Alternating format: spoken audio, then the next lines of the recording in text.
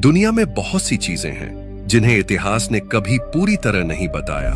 कुछ चीजें जमीन के नीचे दब गईं, कुछ समय की धूल में खो गईं, और कुछ ऐसी भी हैं जो आज भी हमारे सामने हैं, लेकिन हम उन्हें अब तक समझ नहीं पाए।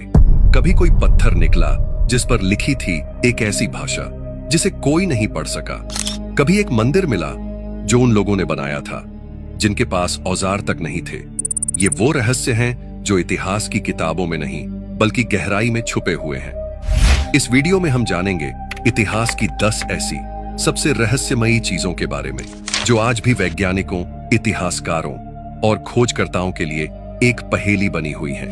तो चलिए शुरू करते हैं इस वीडियो को। Number 1, Antikythera mechanism. दोस्तों, जरा इस तस्वीर को ध्यान से देखिए। ये एक पुरानी और जंग लगी हुई मशीन जैसी दिखती है, लेकिन क्या आप अंदाजा लगा सकते हैं कि ये कितनी पुरानी हो सकती है? 200 साल, 400 साल या शायद 600 साल?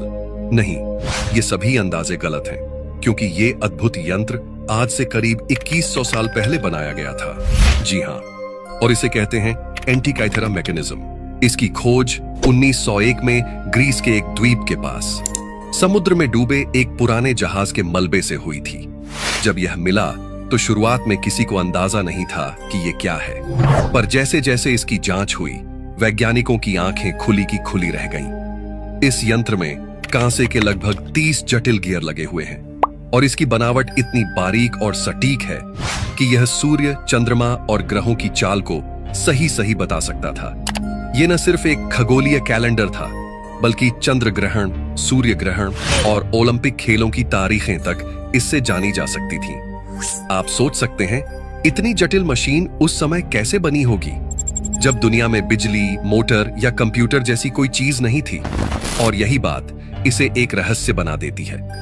क्या वाकई प्राचीन यूनानी सभ्यता इतनी उन्नत थी कि वो ऐसे यंत्र बना सके, या फिर इतिहास में कोई ऐसी खोई हुई तकनीक थी जिसके बारे में आज हम सिर्फ अंदाजे ही लगा सकते हैं? आज भी वैज्ञानिक इस यंत्र पर रिसर्च कर रहे हैं। हर बार जब इसे स्कैन किया जाता है तो इसके अंदर से कोई नया रहस्य सामने आता है। इसकी सटीकता और इंजीनियरिंग आज की आधुनिक तकनीक को भी चुनौती देती है, और ये हमें यह सोचने पर मजबूर कर देता है कि शायद प्राचीन सभ्यताएं हमारी सोच से कहीं ज्यादा समझदार थीं। नंबर 2, डेड सी स्क्रॉल्स। साल था 1947 का। दूर दूर तक फैला एक सूखा, वीरान रेगिस्तान और एक बेडुइन चरवाहा जो अपनी भेड़ों को खोजते खोजते एक पहाड़ी गुफा के पास पहुंचता है। वो यूं ही एक पत्थर उठाकर गुफा में फेंक